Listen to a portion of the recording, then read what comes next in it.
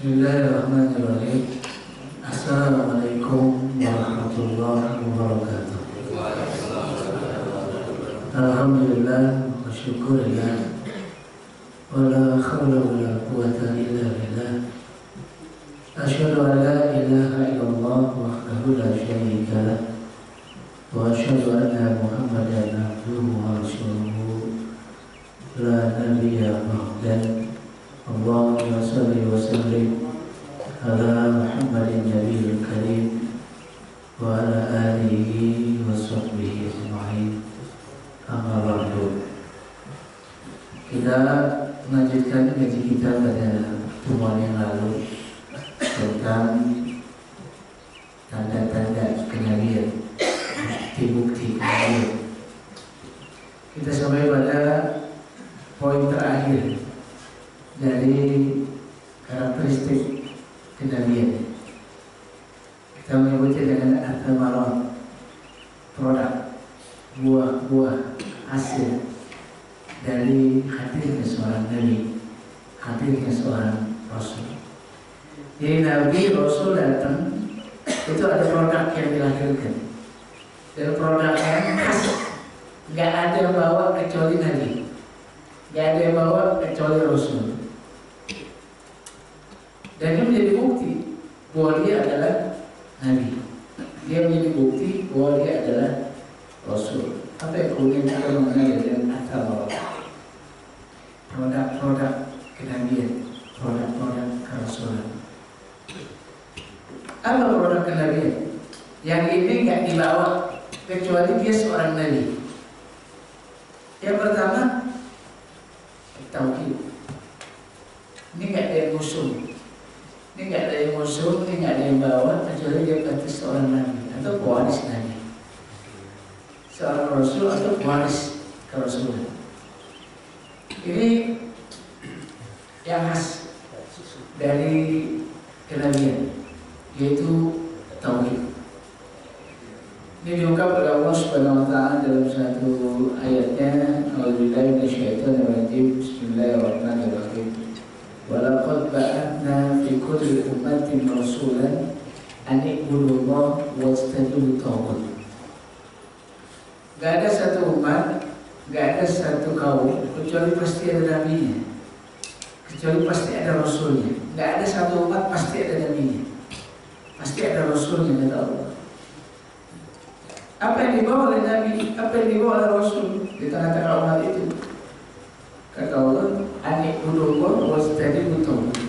Ini aja yang dibawa. Semua nabi, semua rasul bawa ini, yaitu agar manusia beribadah kepada Allah dan meninggalkan Tuhan-Tuhan selain Allah. Ini esensi, ini khas dari kenabian. Agar kita beribadah kepada Allah dan mengingkari taghut, mengingkari Tuhan-Tuhan selain Allah. Semangat ini sama dengan karakteristik penciptaan kita, manusia. Kata Allah, wa ma khalaqtul jinna wal insa illa liya'budun. Tidak aku ciptakan jin dan manusia kecuali ada mereka beribadah kepada aku. Jadi esensi dihadirkannya manusia ke muka bumi dengan diutusnya para nabi dan para rasul ini selaras, konsisten, agar manusia beribadah kepada Allah dan tidak menyembah Tuhan kecuali Allah. Ini esensi dari ajaran seorang nabi, seorang rasul. Jadi kita saksikan nggak ada yang bawa ini kecuali pasti seorang nabi.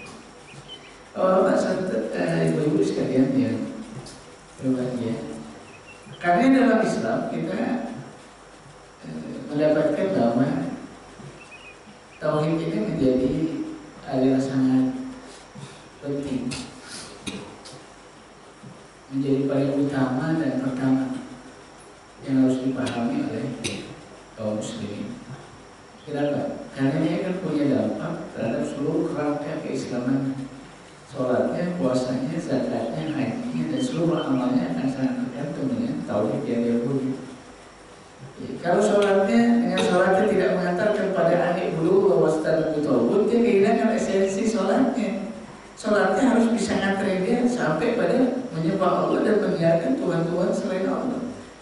Ketika dia puasa, puasanya harus nganterin dia kepada anilullah wastanibut tauhid. Kenapa? Karena esensinya itu.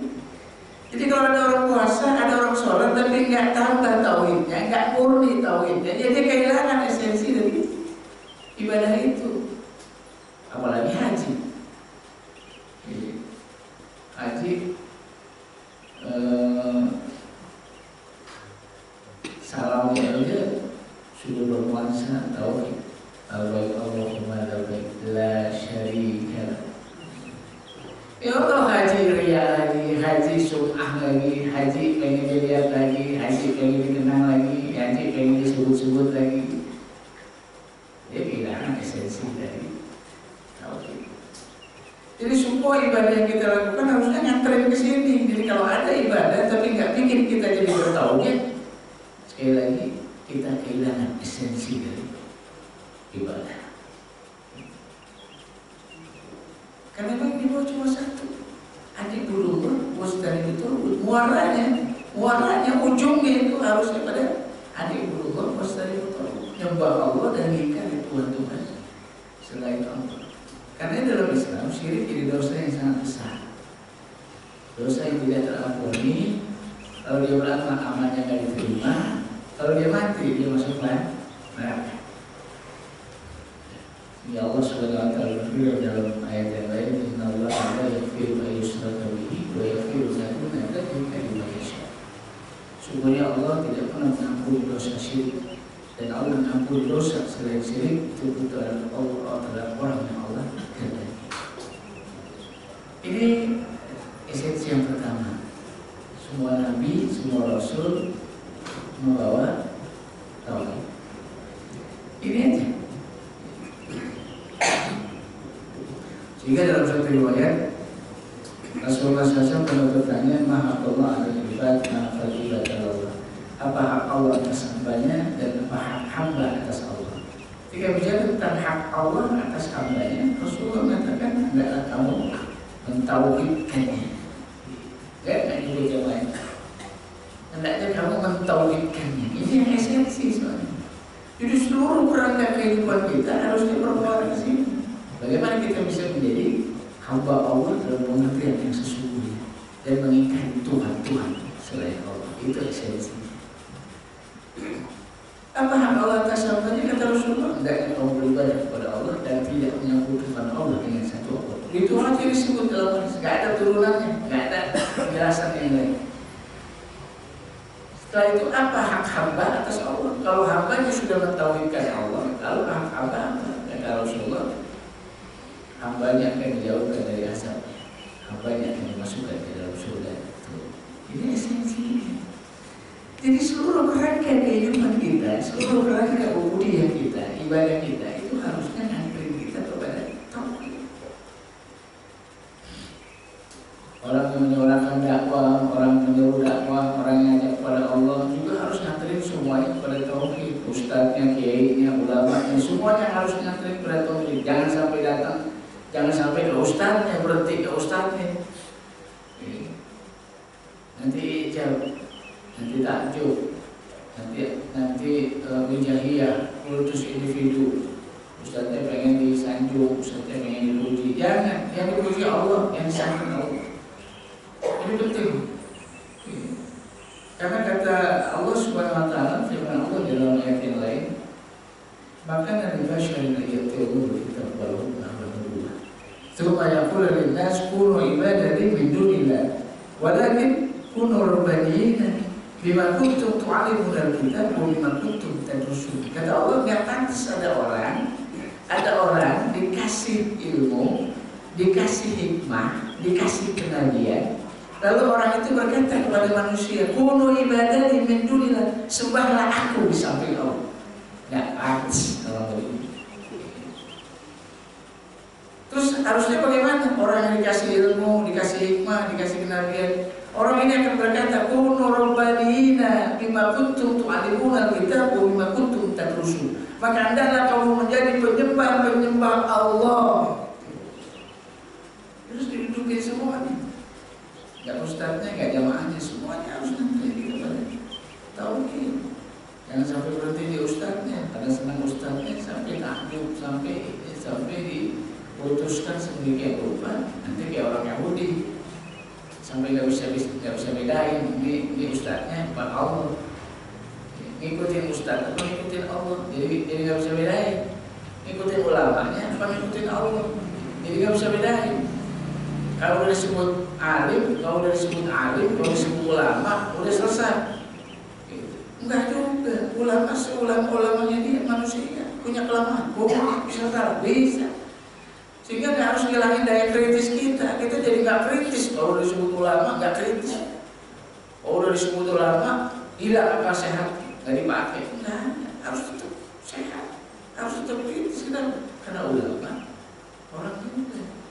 Karena ibadah kita jangan berhenti di ulama, sehingga nanti putus individu wijaya dan sejenisnya. Kalau bukan ustadz dia nggak mau, atau harus ke ustadz itu. Kalau dari ustadz itu dia nggak mau. Ini hal-hal yang harus diluruskan dalam konteks tauhid.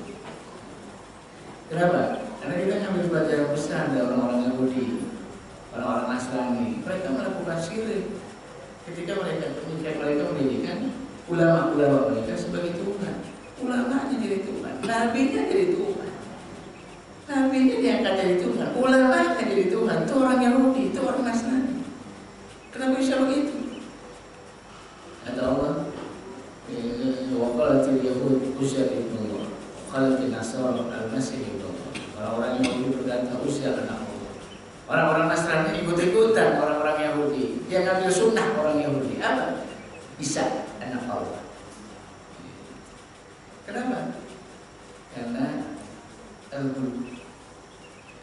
Karena berlebih-lebihan dalam menyanjung para nabi, berlebih-lebihan dalam mencintai para nabi, sampai diangkat nabi setengah Tuhan. Kalau nabi setengah Tuhan, ulamanya naik juga derajatnya, jadi maksum, nggak pernah salah. Sampai orang Yahudi mengalami kesalahan berikutnya, kita khusyuk akbaruhum korbanahum terbaban Indonesia. Orang-orang Yahudi, orang-orang Nasrani telah menjadikan rahib-rahib mereka, ulama-ulama mereka Tuhan di samping Allah. Apa mereka sujud dengan ulama mereka? Tidak. Apa mereka rukuk dengan ulama mereka? Tidak. Karena ketika ayat ini dibacakan, ada seorang sahabat Adi bin Hatim, waktu itu masih Nasrani, dia protes sama Rasulullah, ya Muhammad, kami orang Nasrani, gak pernah rukuk, gak pernah sujud di depan pendeta kami gak pernah jadikan pendeta kami, ulama kami sebagai Tuhan di samping Allah. Kata Rasulullah, bala, benar, kamu tidak rukuk, tidak sujud di depan pendeta kamu. Tapi apa kata Rasulullah? Kamu halalkan apa yang dihalalkan oleh pendeta kamu, padahal kamu tahu itu diharamkan oleh Allah. Dan kamu haramkan apa yang diharamkan oleh pendeta kamu, padahal kamu tahu itu dihalalkan oleh Allah. Di sini ulama jadi Tuhan. Ulama jadi dikedepankan, diutamakan lebih dari Allah. Yang haram kata ulamanya diharamkan, padahal dia tahu itu dihalalkan. Yang halal kata ulamanya dihalalkan sama umatnya, padahal dia tahu itu diharam. Kata Nabi, itu ibadah. Ulamanya jadi Tuhan, Allah jadi tinggalin. Jadi hilang daya kritisnya. Kalau udah disebut ulama nggak kritis gitu. Kenapa? Karena kultur kita beribadah beragama ini kulturnya taklid, bukan ilmu. Di Indonesia ini secara umum karakteristik keislaman kita itu sebenarnya lebih pada nuansa taklid. Jadi kalau ustadz yang ngerjain itu ya udah. Makanya ustadz ulama itu di depan umat tuh luar biasa, sangat istimewa gitu. Dan memang sangat istimewa karena kata Rasulullah, al ulama warasatul anbiya. Kita bukan ngurangin derajat ulama, kita bukan nggak cinta sama ulama, kita bukan nggak menghormati ulama, tapi harus diduduki. Ulama juga manusia, jangan putus gitu, jangan jadi hilang daya kritis kita sampai nanti kita nggak bisa bedain Allah sama ulama. Nanti kayak orang Yahudi syirik lagi. Apalagi suka dijadiin sarana-sarana karena kita kaku dengan ulama, sehingga ulama-ulama dulu di zaman kemerdekaan suka dipakai untuk memecah belah umat. di Aceh, jihad di Aceh itu retak, berantakan karena munculnya sosok Syekh Abdul Ghafur. Syekh Abdul Ghafur datang ke Aceh, jihad di Aceh bubar, berantakan. Padahal Belanda nggak bisa masuk ke Aceh. Tapi begitu Syekh Abdul Ghafur datang dari Mekah, langsung dari Mekah, Syekh Abdul Ghafur, jihad di Aceh bubar, berantakan, Belanda bisa menguasai Aceh. Kenapa? Karena orang Indonesia itu kagum banget sama ulama. Siapa Syekh Abdul Ghafur? Syekh Abdul Ghafur gak lebih dari stok hormonnya si Belanda itu yang menyandamin dia ulama. Pecah jihad di Aceh. Jadi maksud saya, ini kita harus ngambil pelajaran besar dari orang-orang Yahudi, orang-orang Nasrani. Kita harus duduk juga ulama sebagai manusia, bisa salah, bisa bela, bisa lupa, tanpa mengurangi rasa hormat kita, tanpa mengurangi rasa cinta kita. Karena ulama itu mestinya warasatul anbiya, pewaris para nabi. Ini didudukkan, karena ini bisa jadi pada sini. Ini sekali lagi, ini yang dibawa oleh para nabi, ini yang dibawa oleh para rasul, khas kenabian. Kalau di Banten ada makanan yang khas, makanan apa? Di Banten ada makanan yang khas, di Jawa ada yang khas, dan yang ada di Nabi ada yang khas. Ini nggak dibawa kecuali oleh seorang Nabi, yaitu tauhid. Ini yang pertama, mengusung tauhid. Yang kedua, seorang Nabi, seorang Rasul, dia bawa syariat. Ada produk syariat, ada produk bagaimana beribadah kepada Allah. Rasulullah SAW mengajarin kita sholat, Rasulullah SAW mengajarin kita puasa, Rasulullah SAW mengajarin kita haji sebagai refleksi pengabdian kita kepada Allah Subhanahu Wa Taala. Dalam bentuk apa? Syariatan wa minhajan, syariat dan sistem. Islam itu luar biasa.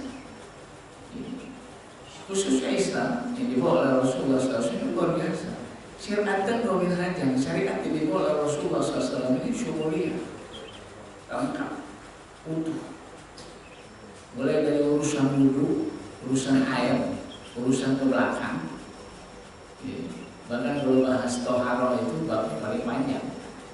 Bab toharoh, bab air, bab suci itu paling banyak, paling tebal kitabnya dibanding bahasan-bahasan yang lain. Dari urusan air sampai urusan pemerintahan, sampai urusan perang, sampai urusan jihad, lengkap. Ini khas dari kenabian Rasulullah SAW. Terus secara umum seorang nabi itu punya syariat terbaik, dia punya syariat. Syariatnya dari siapa? Dari Nabi? Bukan. Syariatnya juga khas datang dari Allah Subhanahu Wa Taala. Bukan produknya dia, bukan produknya Muhammad. Nanti ada produknya Nabi Musa, nanti ada produknya Nabi Isa. Enggak. Semua produk kenabian datang dari Allah. Karenanya produk kenabian berkesinambungan dari Nabi Adam, Nabi Nuh, terus ke belakang Nabi Musa, Nabi Isa, dan Rasulullah SAW itu ada kesinambungan. Yang satu dengan yang lain ada keselarasan, saling menguatkan satu dengan yang lain, saling menyempurnakan satu atas yang lain. Sehingga Rasulullah SAW sampai menyatakan, saya seorang nabi datang itu seperti batu bata doang. Batu bata doang. Dari satu bangunan yang bagus, satu bangunan yang indah, satu bangunan yang kuat, jadi ada satu bangunan yang besar. Di bangunan itu ada satu bata yang kurang, kosong. Kata Rasulullah, akulah yang nutup itu. Batu bata itu aku yang nutup, sempurna itu bangunan. Jadi antara nabi yang satu dengan nabi yang lain itu ada kesinambungan, nggak terputus.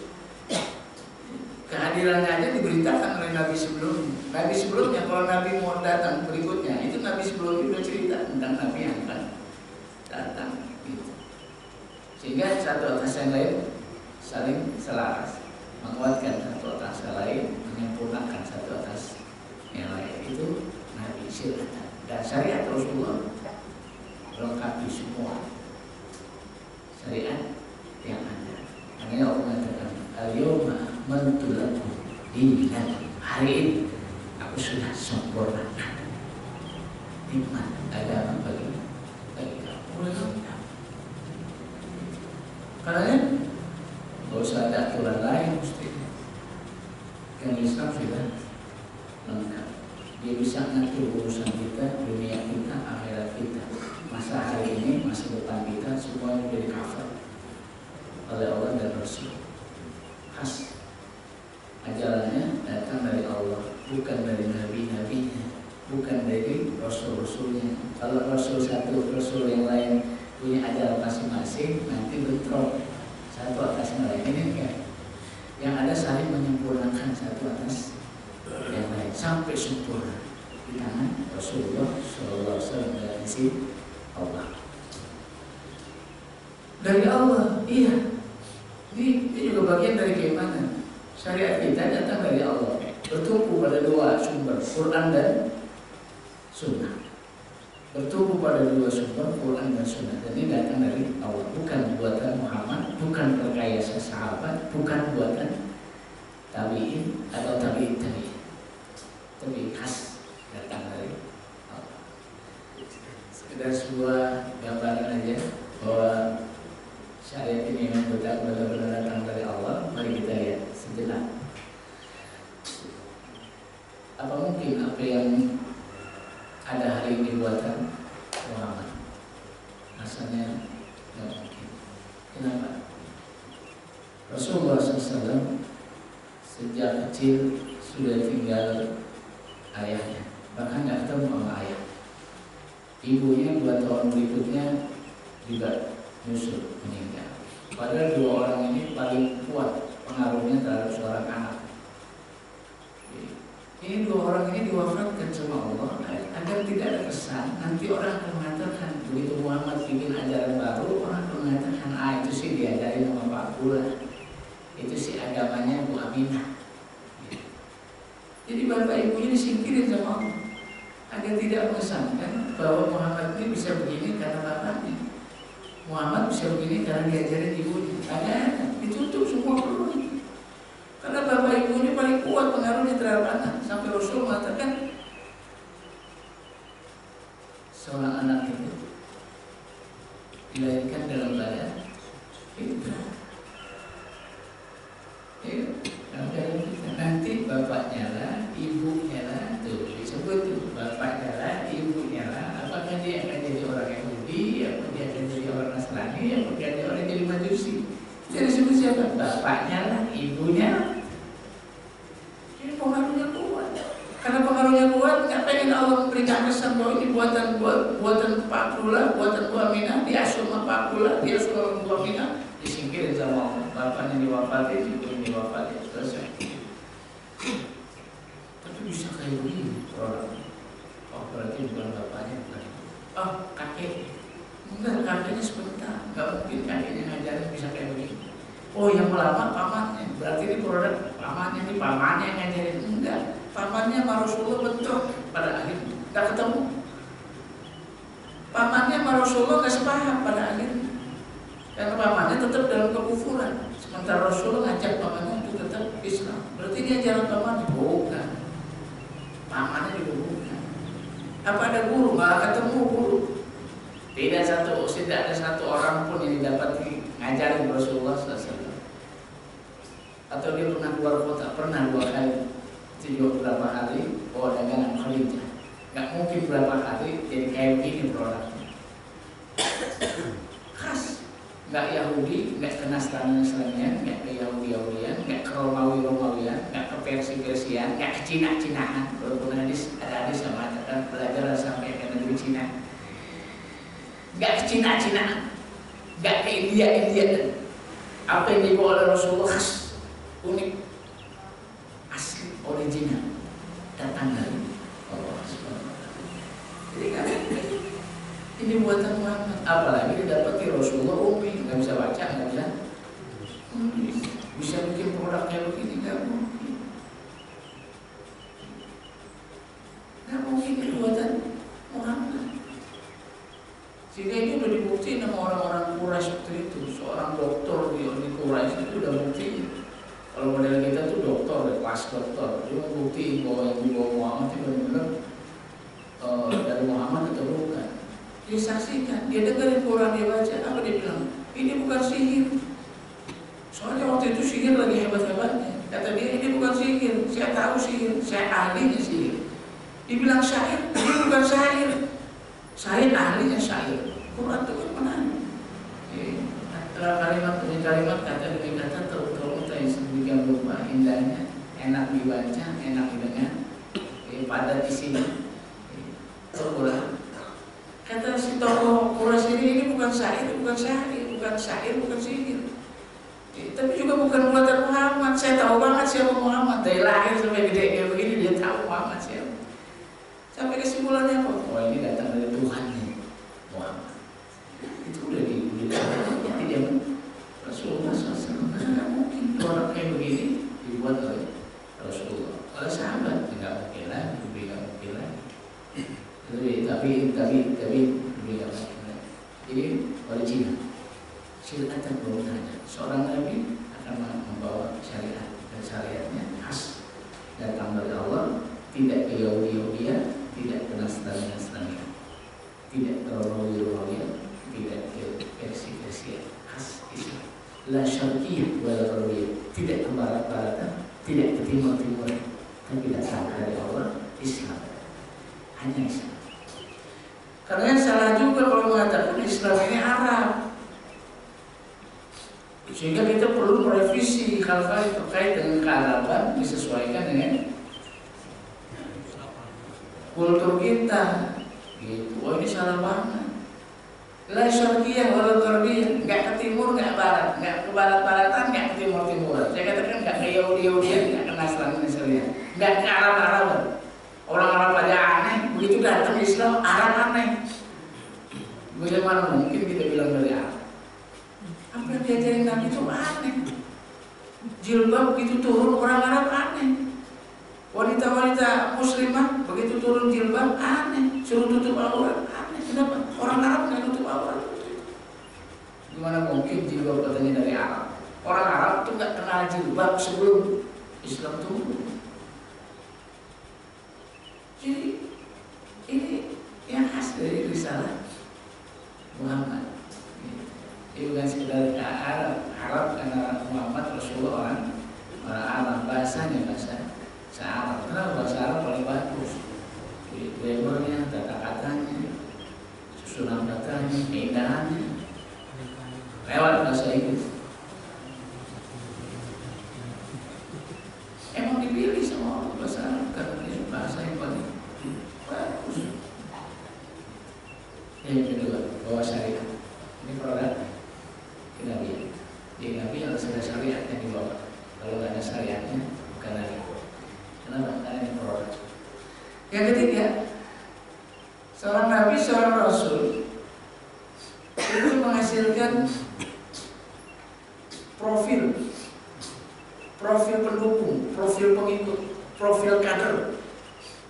Yang ngikutin Rasulullah, yang ngikutin Nabi, yang ngikutin Rasul itu karakteristiknya khas. Kalau secara umum kita menyebutnya dengan kaum Rabbaniyin, orang-orang yang setia pada Nabi. Itu semuanya ada. Semua Nabi punya pengikut-pengikut setia, gitu. Dan pengikut setia itu punya karakteristik sebagai produk kenabian. Dan diasuh oleh seorang Nabi, dididik oleh seorang Nabi, maka kader-kadernya juga profilnya khas. Profilnya sekali lagi nggak ke Yahudi-Yahudian, nggak ke Nasrani-Nasrani. Karakteristiknya, kepribadiannya nggak kayak orang Yahudi, nggak kayak orang Nasrani.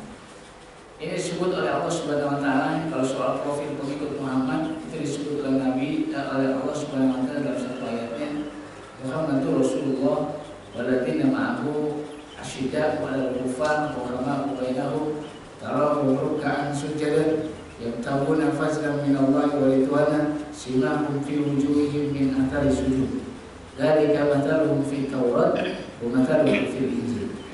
Ini produk pengikut seorang Nabi, diasuh oleh seorang Nabi, maka pengikutnya juga khas, nggak kayak pengikut yang lain, nggak seperti kebanyakan orang, tapi khas. Ini juga produk Nabi. Datangnya Nabi menghasilkan orang-orang hebat. Datang seorang Nabi menghasilkan orang-orang baik yang khas, nggak seperti kebanyakan orang. Kayak apa pengikut Muhammad? Kata Allah Subhanahu Wa Taala, Allah berfirman, Muhammad itu Rasulullah. Muhammad itu adalah Rasul Allah dan orang-orang yang bersamanya. Nah ini dia pengikutnya, kader-kadernya, murid-muridnya, pengikut-pengikut setianya. Kayak apa? Mereka adalah orang-orang yang asyidda wal kufar, keras dengan orang kafir.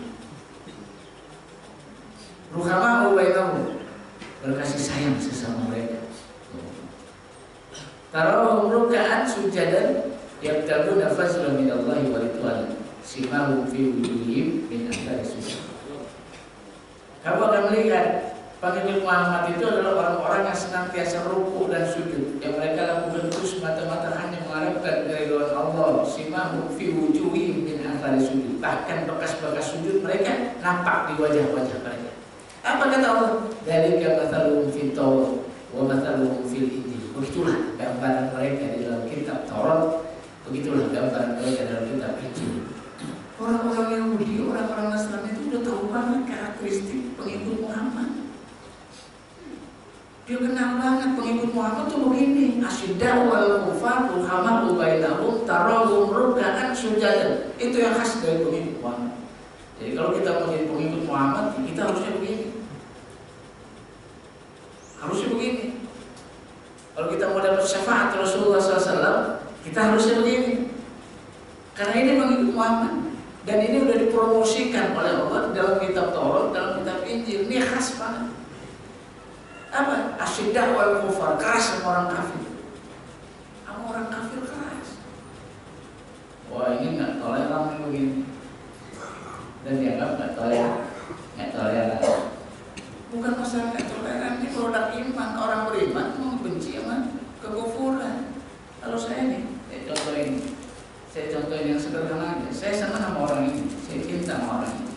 Terus ada orang lagi di sini benci sama orang ini. Kira-kira saya mengapa? Saya sayang sama dia, cinta sama dia. Tiba-tiba ada orang di sini benci sama dia. Saya bisa nggak cinta sama dia? Nggak bisa. Mau dipaksain nggak bisa. Saya cinta sama dia, dia benci sama dia. Saya beribadah sama Allah, dia beribadah sama yang lain. Bisa nggak? Nggak bisa. Apalagi urusan akidah, urusan hidup mati, urusan dunia akhirat, urusan muamalah aja nggak bisa.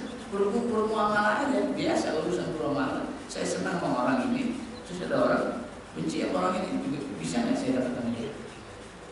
Nggak, itu muamalah. Apalagi urusan Tuhan, urusan ibadah, urusan akidah. Saya beribadah sama Allah, beribadah kepada Allah saja, ada orang benci sama Allah, disembah yang lain, saya senang sama dia. Nggak bisa. Maka asyiddah wal kufar, keras sama orang kafir, itu produk keimanan. Kalau orang beriman, imannya mantap, memang begini pasti. Pasti dia keras dengan orang kafir. Ini diungkap oleh Allah Subhanahu Wa Taala ketika Nabi Ibrahim alaihissalam dijadikan uswah dalam urusan ini. Allah berfirman, "Qad kanat lakum uswatun hasanah fi Ibrahim walladzina ma'ahu idh qalu liqaumihim inna bura'a'u minkum wa mimma ta'buduna min dunillah kafarna bikum wa bada bainana wa bainakumul adawah wal baghdau abada hatta tu'minu billahi wahdahu." Terkesan. Sesungguhnya ada tauladan pada diri Ibrahim dan orang-orang yang bersamanya. Apa tauladannya? Apa uswatun hasanahnya? Idh qalu liqaumihim, ketika mereka berkata pada kaumnya, inna bura'a'u minkum, sesungguhnya aku berlepas diri dari kamu, wa mimma ta'buduna min dunillah, dan Tuhan-Tuhan yang kamu sembah selain Allah. Aku berlepas diri dari kamu dan Tuhan-Tuhan yang kamu sembah selain Allah. Inna bura'a'u minkum wa mimma ta'buduna min dunillah wa bada bainana wa bainakum, sesungguhnya telah jelas pengingkaran, kekufuran antara kami dengan kamu. telah terang-terang kebencian dan permusuhan antara kami dengan kamu selama-lamanya, kata Nabi Ibrahim. Selama-lamanya. Hatta tu'minu billahi wahdah. Kecuali kalau kamu beriman pada Allah. Kalau kamu kafir sama Allah, jelas kafar nabiku wa baja bainakum bainal adawah wal baghdha abada. Sesungguhnya terang sikap kami mengingkari kamu, kami memusuhi kamu, kami membenci kamu, kecuali kamu beriman kepada Allah. Ini produk iman. Orang kalau imannya makin kuat, ya begini.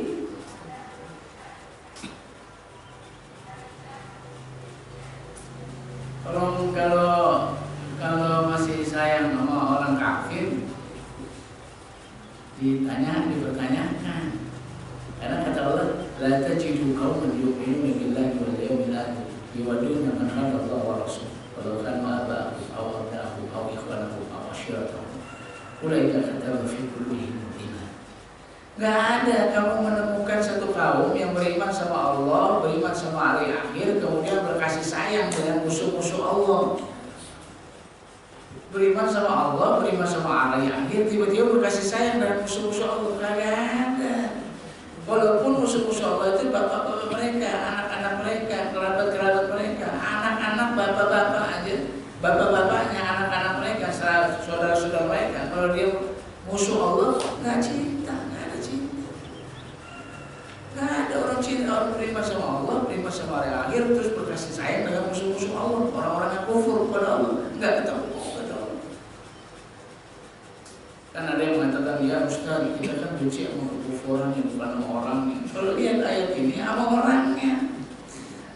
Orangnya juga, perbuatannya juga, sampai dia beriman sama Allah. Kalau nggak beriman, enggak. Oh yang kita benci kan kekufurannya Ustaz. Orangnya enggak. Kalau lihat ayat ini, orangnya dan produknya. Orang kafirnya dan kekufuran. Inna bura'akum minkum. Minkum apa? Minkum itu kamu, orangnya. Wa mimma ta'buduna min dunillah, dan produk kekufuran. Orang kafirnya dan produk kekufuran. Kata Nabi Ibrahim, inna bura'akum minkum, aku berlepas diri dari kamu. Telah nyata-nyata kekufuran, kebencian dan permusuhan kami dengan kamu selama-lamanya. Hatta tu'minu billahi wa kecuali kamu beriman pada Allah. Itu prinsip. Bahwa kemudian Nabi Ibrahim santun sama bapaknya itu akhlak. Jadi mentang-mentang keras sama orang kafir, bukan kemudian tampil dalam kemasan yang keras. Ini prinsip satu sisi, tapi akhlak itu sisi yang lain. Kita lahir sebagai rahmatan lil alamin. Nabi terang-terang mengatakan, "Laqad lakum fi Rasulillah uswatun hasanah." Maka kita harus bersikap dengan akhlak yang paling bagus dalam muamalah, kata pada orang kafir. Terus kita tunjukkan bahwa kita lebih baik dari mereka, bukan keras kemudian kita keras-kerasan. Dulu waktu saya ngaji ini, begitu pulang ngaji begini nih, pulang ngaji begini, diajarin besar kayak begini, pulang berantem begini. Berantem di luar tuh, karena kelihatan ada orang main judi. Ada orang main judi, kita naik motor, ditabrakan, berantem. Kenapa? Inna buroha minkum wa mimma ta'buduna min dunillah. Enggak juga. Ada kemasan yang harus ditampilkan yang menunjukkan kita lebih baik dari orang kafir. Apa itu? Akhlak. Akhlak. Tapi secara prinsip tegas. Secara prinsip tegas. Enggak mungkin. Karena yang kemudian dalam kehidupan Rasulullah berujung jadi kafir dan muslim. Darul Islam, Darul Harb. Zaman Nabi itu sampai sahabat, terus khalifah, terus masa Islam 750 tahun berkuasa dunia. Dunia itu pecah jadi dua. Yang satu negara Islam, yang satu negara kafir. Gitu. Orang Nasrani boleh ada di negara Islam. Dia namanya kafir zimmi. Dilindungi oleh kaum muslimin. Tapi kalau musyrik, orang musyrik perang di mana? Dunia jadi dua makanya. Darul Islam, Darul. Dan nanti di hari kiamat juga ujungnya nanti dua. Menjelang hari kiamat umat ini jadi dua. Yang pertama mengusung kebenaran yang dipimpin oleh Isa, dipimpin oleh Imam Al-Mahdi.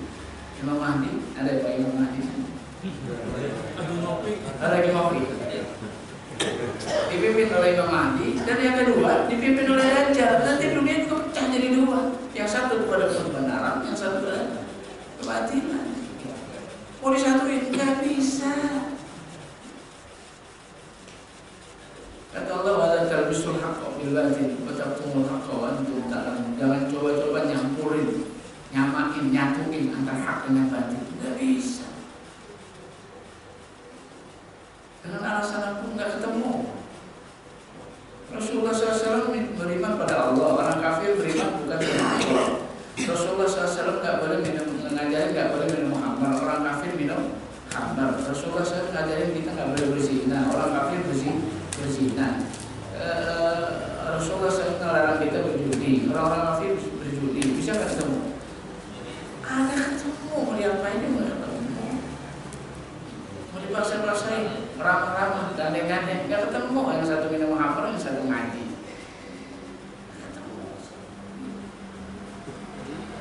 Asyidah kufar itu bukan kekufuran, tapi itu orang kafir. Kufar itu jamak dari kafir, kafir jamak kufar. Kufar jamak dari kafir, kafir adalah orang yang ingkar. Orang yang ingkar pada Allah secara bersama-sama, ramai-ramai, itu namanya kufar. Asyidah adalah kufar, keras semua orang kafir, keras, tegas. Tapi tampilannya musuh ketinggian akhlak, karena kita lahir hadir sebagai rahmatan bila alamin. Itu yang penting dicatat. Karena saya khawatir nanti luar pengajian begini keras-kerasan. Enggak, tapi tampil dengan kemasan yang paling baik, akhlak yang tinggi.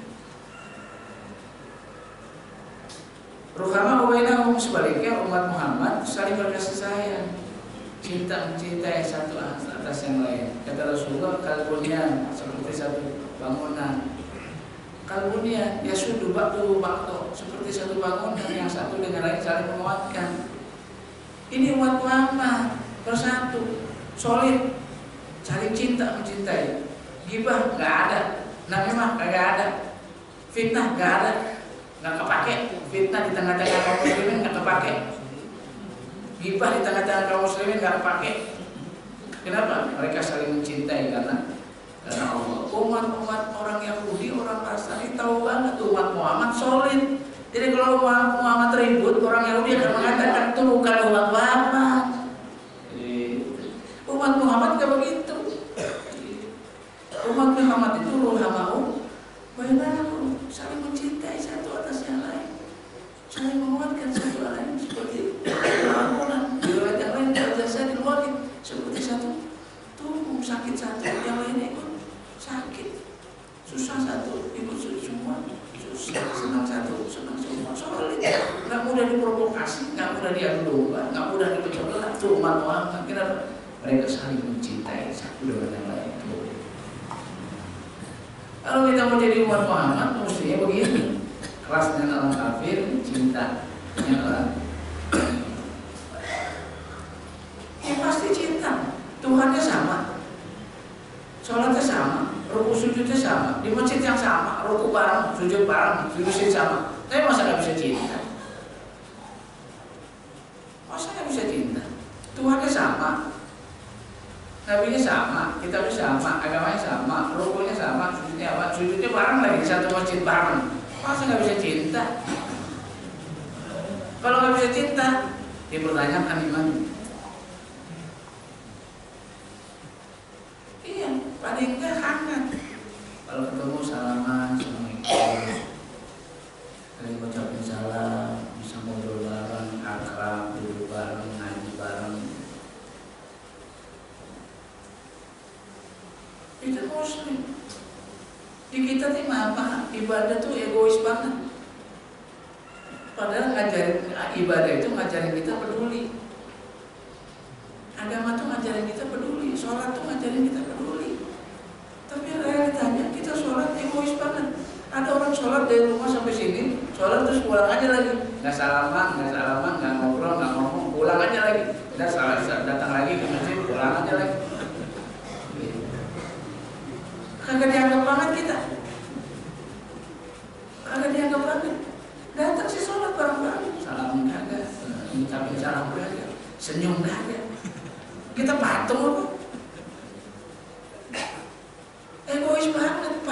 sholat itu, apalagi sholat berjamaah, itu harus peduli banget. Imamnya mengatakan, sufufakum, rapatkan saf, luruskan saf. Terus kita nggak mau tahu, nggak bisa. Oh, ibadah itu peduli, lihat kanan, lihat kiri, kaki kanan, lihat pas enggak, lurus enggak tuh. Artinya peduli, ibadah nggak egois. Nanti imam takbir, kalau dia egois dia takbir duluan. Dia harus peduli sama imamnya. Imamnya takbir, Allahu Akbar, kita. Kalau imam salah, diingetin, jangan diam aja. Imam salah bacanya, diingetin, dilurusin kalau dia bisa. Artinya apa? Peduli. Ada ibadah sholat, kayak orang masuk surga, mau masuk surga sendiri gitu. Kalau peduli banget sama saudara. Ibu datang di rumah, jalan lagi sini sholat, maka selesai balik, doanya kagak, salam kagak, senyum kagak. Peduli dong. Ibadah ini jangan egois. Sholat pedulian, puasa pedulian, zakat pedulian, haji pedulian. Udah pedulian. Kalau kita nggak peduli, itu ibadah kita nggak ngepek, orang bilang. Nggak ngepek ibadah kita. Kalau kita nggak jadi orang yang peduli. Apa yang nggak peduli? Kalau nggak peduli, kita bisa sholat sendiri. Biar ada imam bisa sholat sendiri. Kenapa? Imam mau kemana, ya gua mau kemana. Pasti dia peduli. Imam udah ruku, dia ruku. Imam sujud, dia sujud. Peduli. Imam duluan, jangan dia duluan, jangan egois, dia duluan sujud. Imam baru sujud. Atau imam belum bangun, dia udah bangun duluan. Gak boleh. Dia harus sabar. Di situ ada apa? Ada kepedulian. Kata Rasulullah, sejelek-jelek kepala, imam belum bangun, dia udah bangun. Sejelek-jelek kepala. Imam ini belum bangun dari sujud, dia udah bangun duluan. Sejelek-jeleknya kepala. Peduli. Ibadah itu bikin kita peduli mesti. Itu ruhama. Baik. Terakhir taruh pembukaan sujud. Baik, itu orang senantiasa rukuk dan masjid itu masjid-masjid, musola-musola, masjid-masjid itu penuh pemandangan yang khas, karena ayatnya tarohum rukkaan, kamu akan melihat mereka itu orang-orang yang senantiasa rukuk dan sujud. Ada satu pemandangan kaum muslimin rukuk dan sujud, masjid penuh rukuk dan sujud. Ini umat Muhammad, 3 itu. Kalau menjadi umat Muhammad, 3 itu harus sepenuh. Yang lainnya nggak terlalu aja hal itu. Ini Quran yang bicara.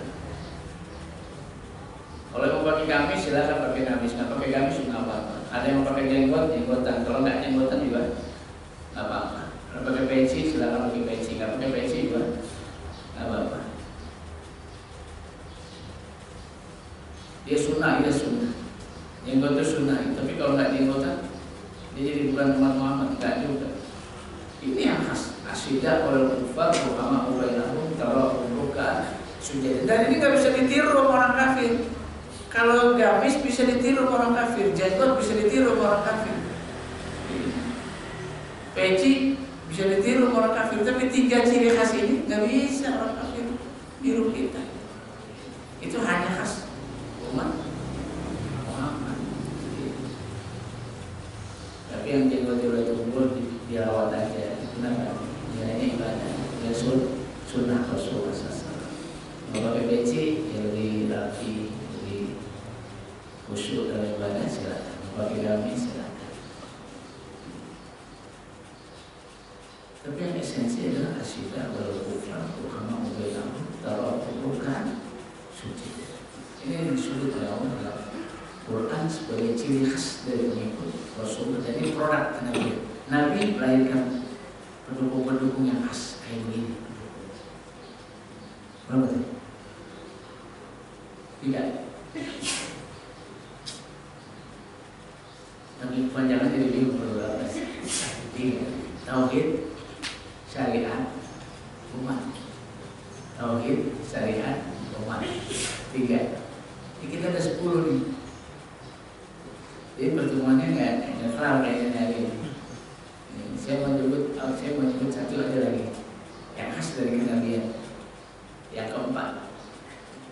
ketika Rasulullah SAW naik ke Bukit Sofa.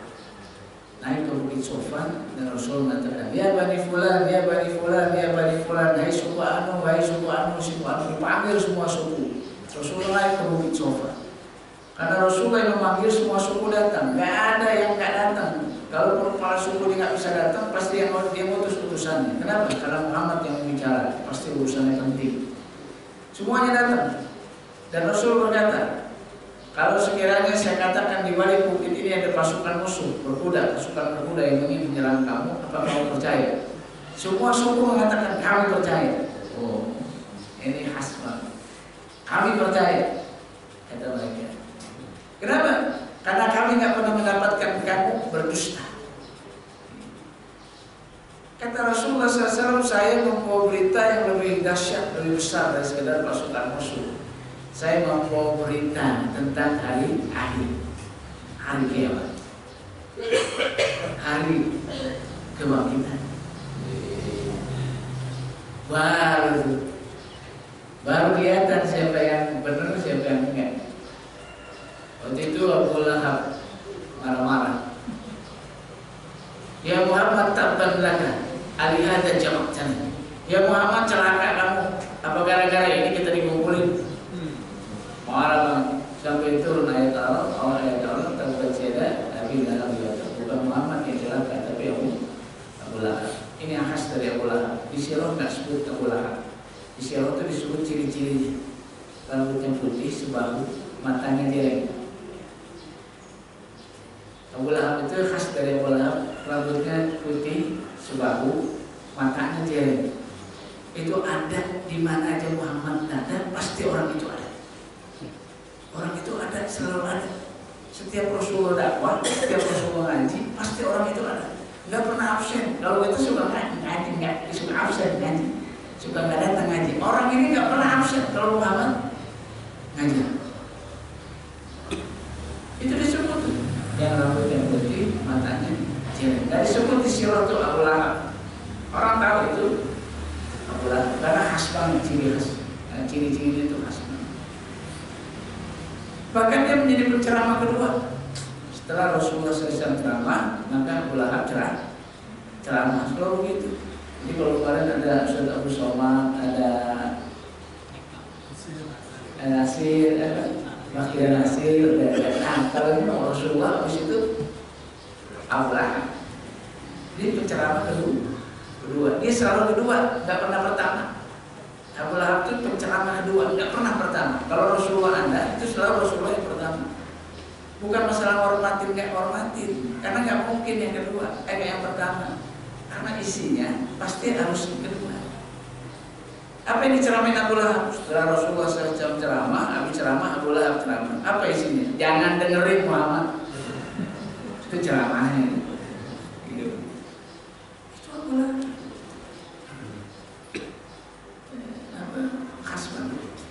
Jadi apa yang menjadi produk kenabian? Yang menjadi produk kenabian adalah Rasulullah SAW, Muhammad, Rasulullah SAW dan semua para nabi ngajak kita untuk beriman pada hari kemudian. Ini khas banget. Orang Arab aja bingung. Orang Arab ketika Rasulullah ini bingung. Apa mungkin orang udah mati hidup lagi? Udah jadi tulang belulang terus hidup lagi? Itu dipertanyakan karena itu ayat Allah. Amma yatasaalun 'anil naba'il 'adzim. Mereka sering bertanya tentang berita besar hari kiamat. Apa benar? Nanti kita akan dibangkitkan. Ini khas kenabian. Gak ada yang bawa ini kecuali seorang nabi. Dan hari ini makin tipis. Iman kita kepada hari akhir itu makin tipis. Kenapa? Karena kehidupan dunia sangat kuat mengikat kita. Seolah-olah kita akan hidup selamanya. Maka kalau udah begini dia akan cari harta sebanyak-banyak. Dia lupa kalau dia terlalu saat dia akan mati. Lupa. Padahal barusan aja dia melihat orang mati, tapi nggak ingat mati. Kayaknya mati dia bukan Tuhan. Dunia itu kuat banget mengingatkan kita sedemikian rupa dengan segala keindahannya. dengan segala pesonanya. Sampai-sampai ada seorang ulama, pesona dunia itu digambarkan orang khusyuk aja, orang rajin ibadah, khusyuknya hilang. Kalau urusan dunia, terusik kehusyukannya, itu ahli ibadah. Kita bukan ahli ibadah. Orang ahli ibadah kalau dari sentuh urusan dunia, terusik kehusyukannya. Seorang ulama hilang ilmunya, nggak kepake ilmunya. Kalau udah kena pesona, jadi orang tua lupa usianya. Kalau udah urusan dunia, udah enak muda lagi. Suami bisa khianatin istrinya, istrinya biasa bisa khianatin suaminya karena dunia. Seorang pejabat korupsi dunia. Seorang pejuang berkhianat karena dunia. Luar biasa. Karena kata Allah, "Zuyyina lin-nas wa syahawati minan nisa wal banina wal qanatir wal muqantarati minaz zahabi wal fiddah wal khayli musawwamah wal an'am wal harth dzalika mata'ul hayatid dunya." Dijadikan indah pada kebanyakan orang terhadap kehidupan dunia. Aslinya indah enggak? Enggak, dijadikan indah doang, padahal enggak indah. Dunia itu begitu, mata'ul qalil, mata'ul ghurur, kesenangan yang menipu, kesenangan yang sedikit. Tapi banyak orang yang ganti dunia akhirat itu dengan urusan dunia. Padahal akhirat itu khairu abqa. Kata Allah, "Wabtaghu fima ataqallahu darul akhirah wa la tansa nasibaka minad dunya." Carilah kamu kebahagiaan akhirat, tapi jangan lupakan kamu bagian kamu di dunia. Ketika bicara akhirat, wabtaghu, agresif kita, semangat kita, aktif kita. Wabtaghu itu suruh cari, nggak pasif, nggak cari. Wabtaghu fima ataqallahu darul akhirah. Kesenangan kehidupan akhirat itu harus diburu, dikejar, dicari. Tapi urusan dunia wala tansa. Jangan lupa aja. Gitu. Jangan lupa aja urusan kamu di dunia. Ini yang kemudian melahirkan mentalitas zuhud. Orang yang zuhud, orang zuhud itu orang yang kaya. Kenapa? Dia ngambil dunia sekedarnya. Dia pakai dunia sekedarnya. Dia kaya sebenarnya. Tapi dia pakai sekedar, nggak mewah, nggak berlebihan. Itu orang zuhud. Dunia ngejar-ngejar dianya segan sama dunia. Dunianya ngejar-ngejar dianya segan sama dunia. Itu orang zuhud. Kalau orang miskin, dunia dikejar-kejar sama dia, dunianya segan sama dia. Itu orang miskin. Dia orang miskin sama zuhud beda banget. Walaupun penampilannya bisa sama. Ini mentalitas. Dan ini makin hilang, makin fokus. Nanti umat Muhammad akan menyakiti oleh Tuhan, hubur dunia, perkara yaitu cinta dunia dan takut mati. Itu yang saya katakan. Orang yang rajin ibadah aja bisa hilang khusyuknya. Seorang ulama aja bisa lupa sama ilmunya. Orang tua aja bisa lupa sama umur. Apalagi anak muda. Kalau urusannya dunia, dunia itu wanita, anak-anak, emas, perak, jabatan, perniagaan, mobil-mobil, kendaraan mewah, deposito, tabungan-tabungan, itu semuanya dari mata'ul hayat ini, kesenangan dunia. Buat orang mutakib, kalau nabi hukum bilbayin min salikum, lilladzina taqaw inda rabbihim jannatun tajri min tahtiha al-anhar. Buat orang mutakib enggak indah. Buat orang mutakib ada bagi mereka jannatun tajri, surga yang mengalir sungai di dalamnya. Wa azwajun mutahharatun wa ridwan. Dan ada istri-istri yang dicintai, ya istri-istri yang diridhoi dan istri-istri yang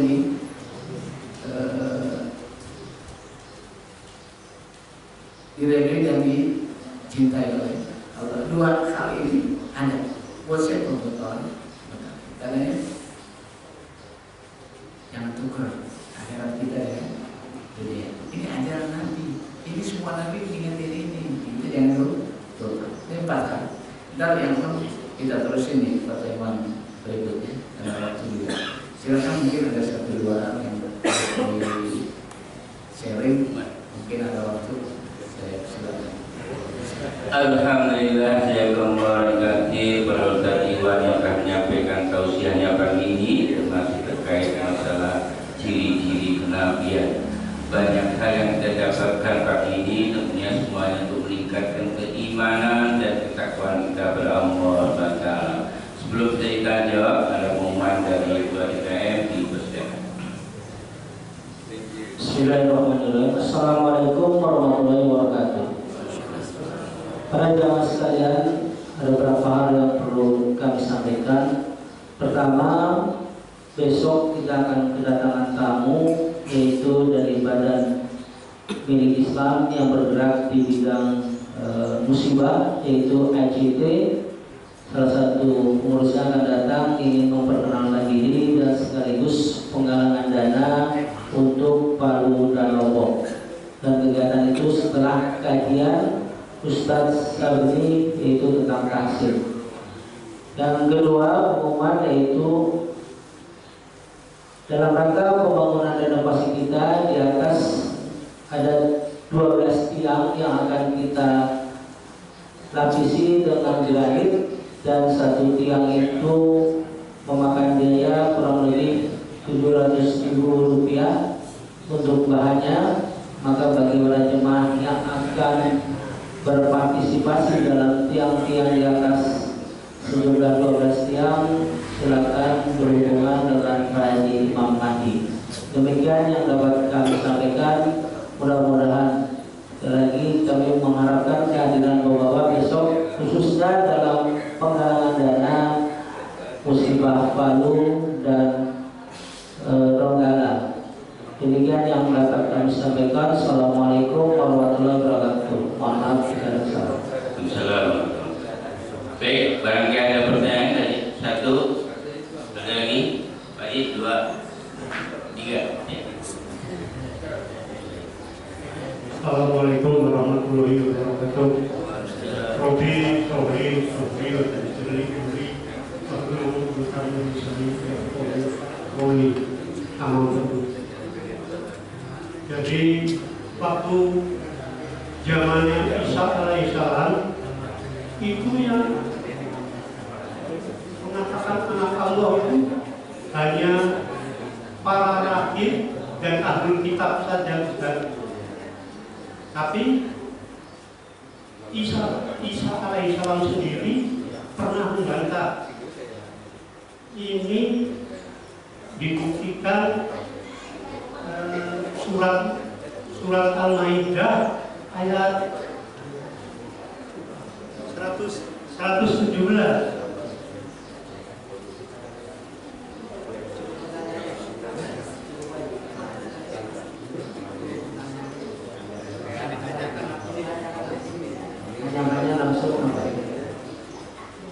Pernah membantah, Isa alaihissalam sendiri pernah membantah, dan terbukti pada surat Al-Maidah ayat 117. Jadi pertanyaannya membantah sendiri. Oh, membantah sendiri. Mau konfirmasi.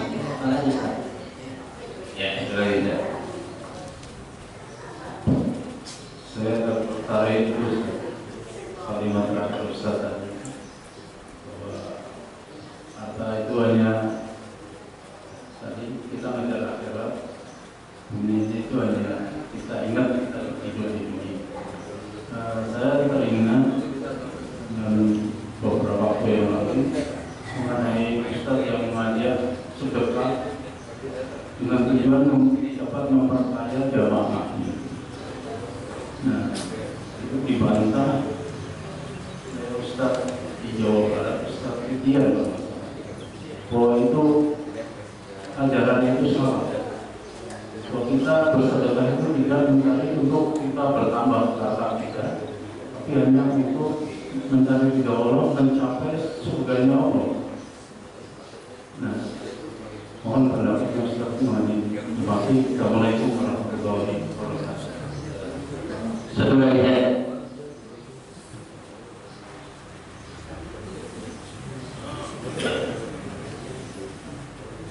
Assalamualaikum warahmatullahi wabarakatuh. Bapak Ustaz yang kami hormati, saya ingin menanyakan sesuatu. Cuma kalau pertanyaan saya salah mohon diluruskan, karena saya juga kurang begitu pandai menyusun kata-kata. Pertama, tadi disampaikan bahwa setiap umat itu memiliki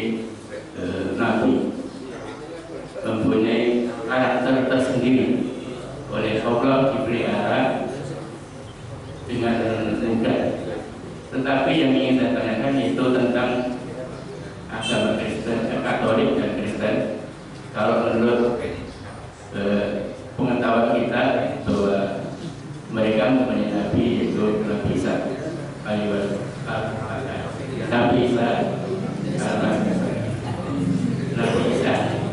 Nah, di dalam perjalanannya ternyata mereka yakin bahwa ada Bapak Tuhan, ada Anak Tuhan. Nah, ini gimana kesalahannya Pak Ustaz? Mohon dapat dijelaskan. Terima kasih. Wassalamualaikum warahmatullahi wabarakatuh.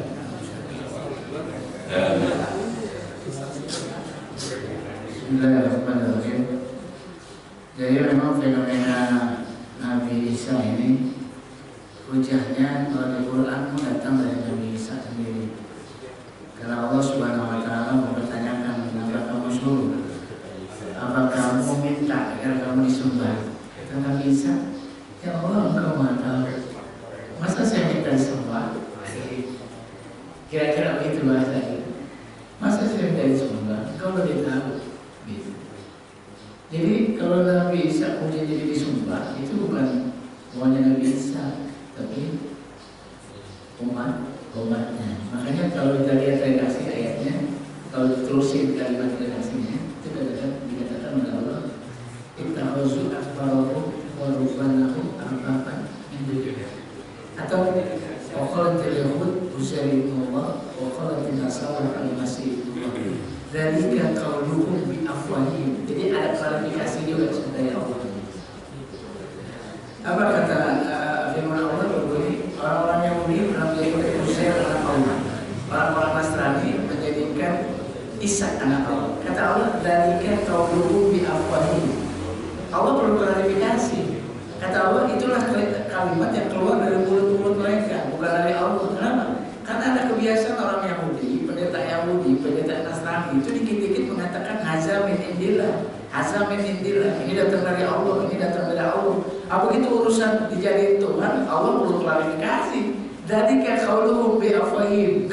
Ini bukan dari aku, kata Allah, bukan dari Allah. Tapi tidak keluar dari mulut-mulut. Jadi menguatkan juga. Di ayat yang lain Nabi Isa yang klarifikasi. Karena ditanya sama Allah, apa kamu nyuruh nyembah kamu sampai Allah. Karena ada ayat yang tadi saya baca. Maka Nabi Muhammad ayat kita walau mahmud dua itu bayangku lagi nas kunu ibadah min dunina walakin kunu rabbani. Kapan seorang juga ilmu, bisa hikmah, kasih kenabian, terus dia ngomong sembah aku sampai Allah. Gak mungkin orang kayak begini akan mengatakan sembah aku sampai Allah. Tapi orang yang begini akan berkata kunu rabbani. Jadilah kamu penyembah Allah. Jadi apa yang dikatakan oleh orang Yahudi, apa yang dikatakan oleh orang Nasrani, semuanya dusta. Kenapa bisa jadi Tuhan? Ada Tuhan Bapa, ada Tuhan Anak. Nabi Isa ini kasihan, kalau mau dilihat kasihan. Kalau begitu lahir, bapaknya nggak ada, adanya ibunya. Makanya ini khas. Isa sandaran dengan bapaknya, karena bapaknya kan nggak ada. Dia diciptakan seperti penciptaan Adam. Makanya inti Maryamnya yang ditarik. Kenapa? Karena bapaknya nggak ada. Itu wasiat. Begitu meninggal, ibunya nggak ada, bapaknya ada. Bukan Tuhan Bapak, Tuhan Ibu nggak ada. Jadi sedusta-dustanya sikap, seburuk-buruknya sikap orang Nasrani kepada Nabi. Apalagi kemudian disalib dengan buka aurat. Rasulullah di dalam banyak hadis selalu mengungkapkan seburuk-buruknya umat terhadap Nabi mereka adalah orang-orang Nasrani terhadap Nabi Isa alaihissalam. Dia jadi anak Tuhan, padahal dia bukan Tuhan. Ditampilin sedemikian rupa. Banyak rusak-rusak yang dibuat oleh orang-orang Nasrani atas nama Nabi, atas nama Isa putra Maryam. Kenapa bisa begitu? Karena berlebihan, terlalu kaku, terlalu cinta, terlalu kagum dengan Nabi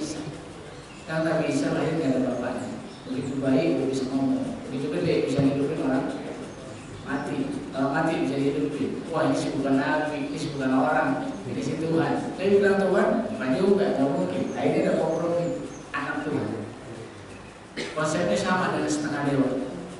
Setengah dewa, Zeus, Hercules, orang Yunani, pengaruh Romawi itu kuat banget di Nasrani. Nasrani bisa eksis di Romawi karena dia kolaborasi dengan Romawi.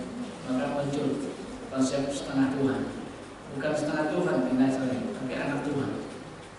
Maka muncul tiga dimensi, Tuhan Bapa, Tuhan Anak, Roh Kudus. Tiga dalam satu, satu dalam tiga.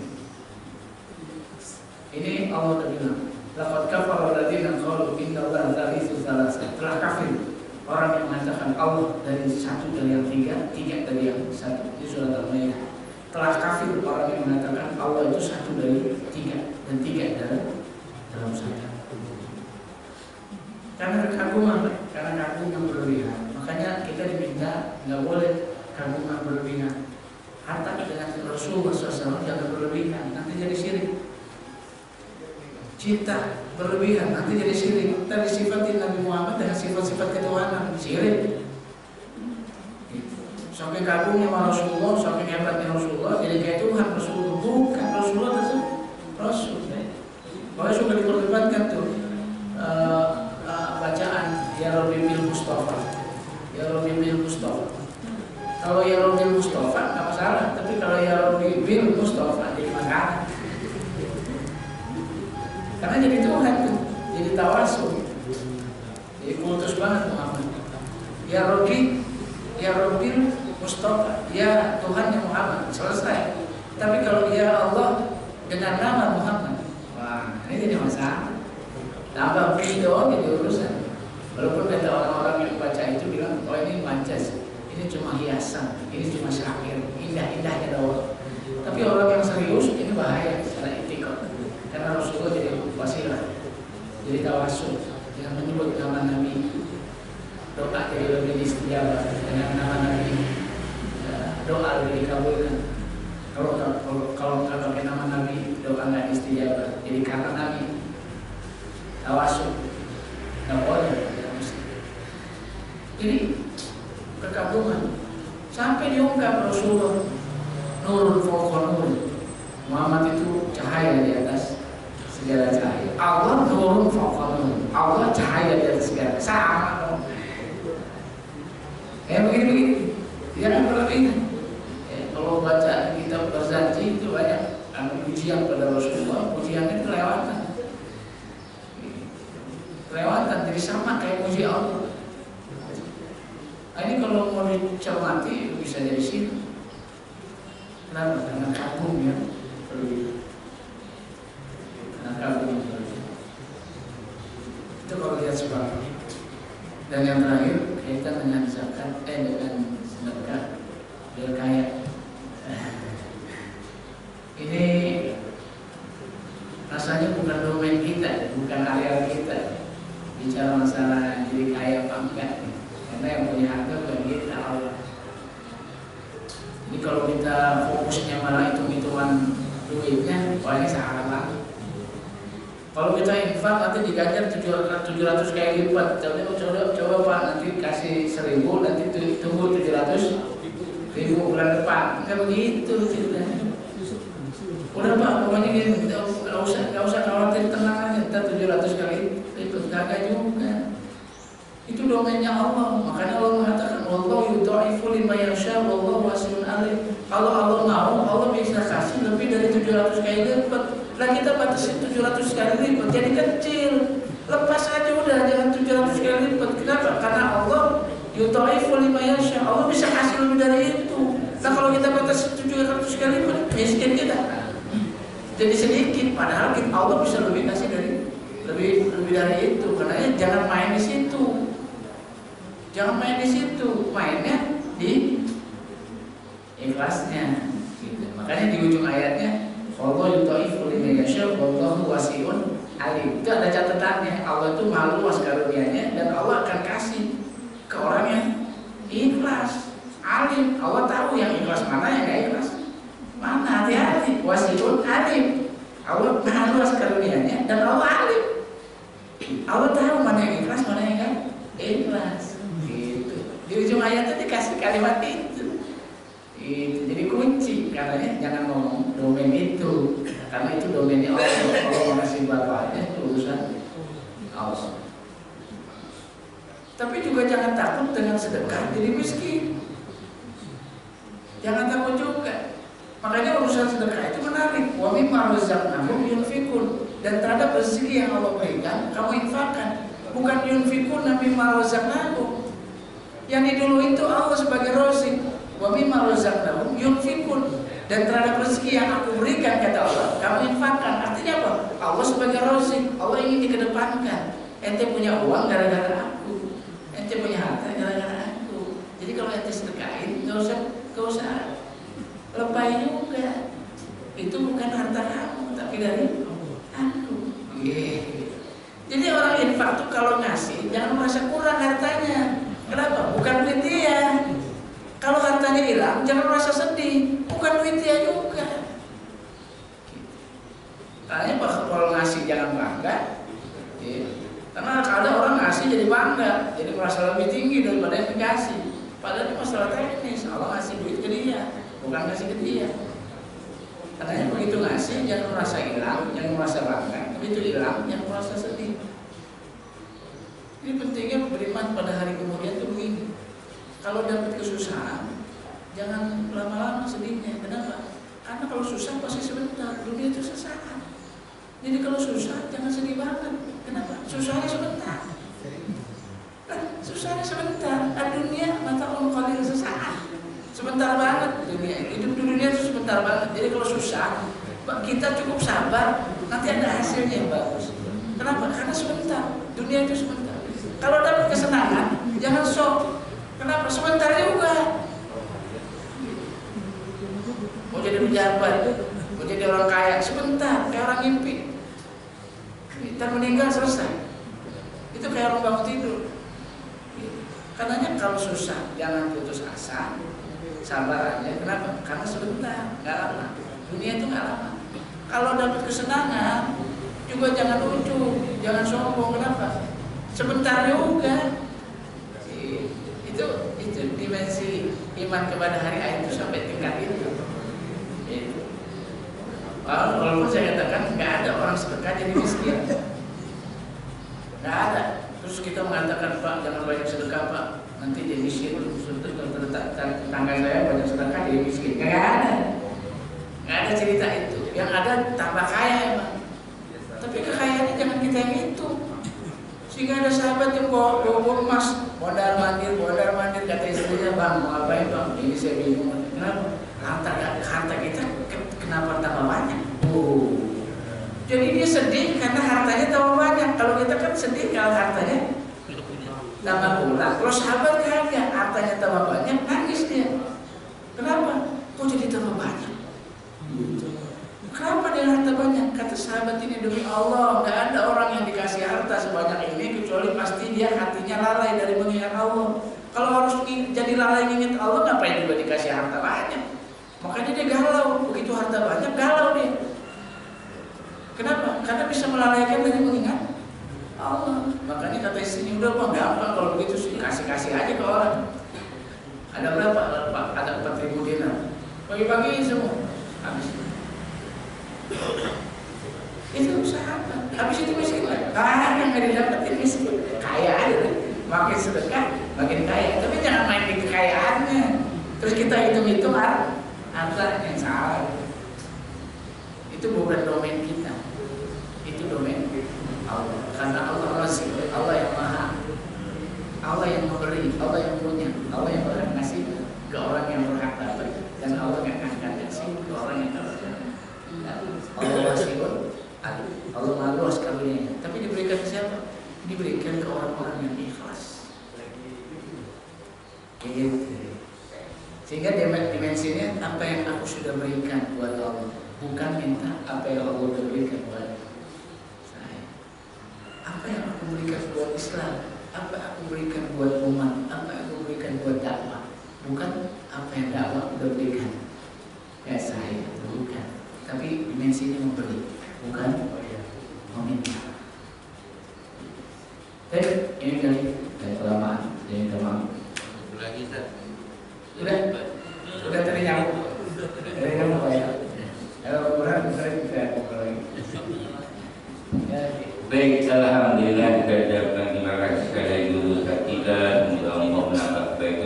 beliau dan untuk kita semua. Dan banyak kali kita pada pagi ini sama-sama kita tutup dengan hamdah dan doa kafaratul majlis.